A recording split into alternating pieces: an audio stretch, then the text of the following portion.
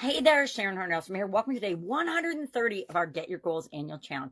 Today we're talking about the SOAP framework, and we're on the A of the SOAP framework, which stands for actually action. What action are we going to take now? But before we can decide what action we're going to take, we have to analyze the options and the alternatives that we came up with yesterday. In the O of the SOAP framework stands for options. And we came up with at least 10. Remember the 10-3-1 tool. I came up with 10. I circled 3, and I circled, let me see what I circled. I need my magnifying glass to look at my book. I circled post-surgery.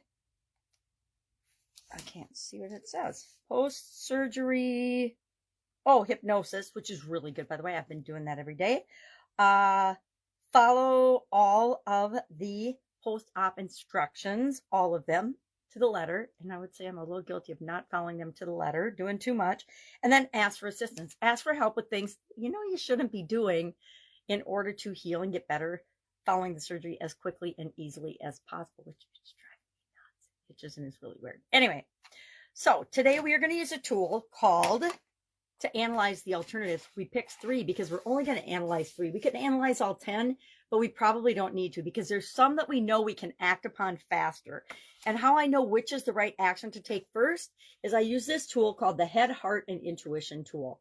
And I will have the 3 options, and then I'm going to rate each of the 3 options. And I usually weight them because I like to rate things on a scale of 1 to 3. 3 being the most positive impact that feels the best to me, and 1 being the one that feels the least. And then when you add up all the totals for each of the different options, you end up knowing which option to take action on first. So for example, I've already got my grid set up in my little journal for this year's challenge, and it's Head, Heart, Intuition. And I've got option 1 is the hypnosis. Option 2 is ask for help. Option 3 is follow the doctor's instructions to the T, right?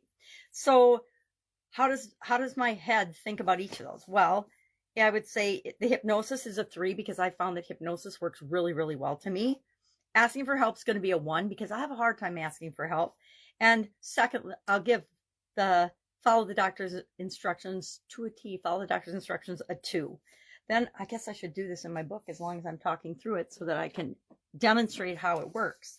So 3 for head, 2 for 1 for ask, 2 for follow doctor's instructions.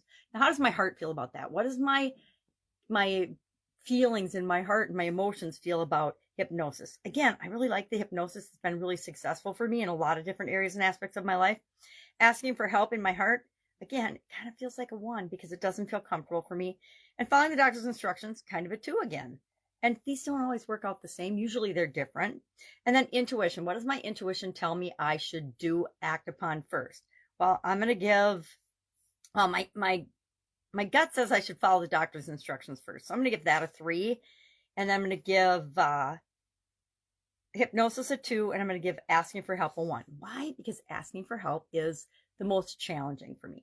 So when I add those all up, I get 3, 6, 8, 3, and 2, 4, 5, 6, 7. So the one I'm going to act on is the hypnosis. Now, this just verifies for me that I've made the right decision because I've been doing the hypnosis, the post-surgery hypnosis, since I came home from the hospital on Monday afternoon. So it's just a quick and easy tool that helps us add a little structure around making a decision and making a choice. Sometimes, like, I did the hypnosis right away. I didn't need to physically go through this head, heart, and intuition exercise, but I like to have it in my toolbox to use whenever I have a slightly more challenging decision to make when it comes to analyzing alternatives and analyzing options. Now, there's 7 other options on this list of things that I can do to help me heal and get better faster following the surgery because that's my goal for my physical goal. And you can do the same thing, but we can analyze these using a tool like this or a positive negative tool, pros and cons tool, whatever works. So our action item today is to look at your 3 options, use the tool to analyze and choose one, and then take action on that tool today because nothing happens until we take action. If you need any help, have any questions about this, just ask. And I don't mind being asked. I just don't like to ask. I'm here to help you. Otherwise, have an awesome day. And I'll, of course, be with you tomorrow.